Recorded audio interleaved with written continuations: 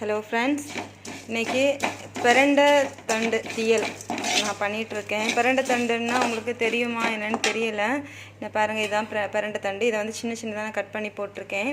Cut பண்ணி போட்டுட்டு இதை வந்து ஃபஸ்ட்டு பிரண்டை தண்டை வந்து சின்ன சின்னதாக கட் பண்ணி அதை நல்லா வதக்கிட்டு அதுக்கு கூட கொஞ்சம் தேங்காய் துருவல், அப்புறம் கொஞ்சம் ஒரு 10 பல் பூண்டு, கொஞ்சோண்டு ஜீரகம், கொஞ்சோண்டு நல்ல மிளகும் இதில் ஆட் பண்ணியிருக்கேன்.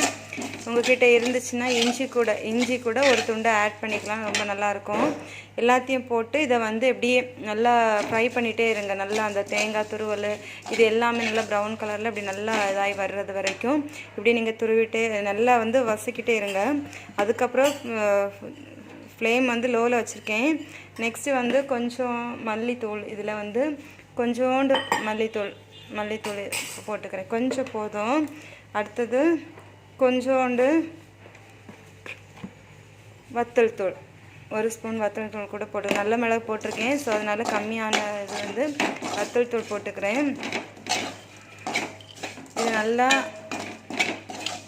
லைட்டாக வதக்கிக்கோங்க. அந்த லோ ஃப்ளேம்லேயே லைட்டாக அந்த ஹீட்லேயே போதும். நீங்கள் உடனே ஆஃப் பண்ணிடலாம். ஆஃப் பண்ணிவிட்டு அப்படியே அந்த ஹீட்டு அந்த பாத்திரத்தோட ஹீட்லேயே அது அப்படியே வந்து இதாயிரும். இந்த மசாலா வந்து ஃப்ரை ஆயிரும். ரொம்ப நீங்கள் ஹீட் இதாச்சுன்னா ரொம்ப இதாயிரும், கரிஞ்சு. இது போதுமானது. நெக்ஸ்ட்டு இதை வந்து நம்ம என்ன செய்யணும்னா பேஸ்ட் பண்ணிக்கலாம்.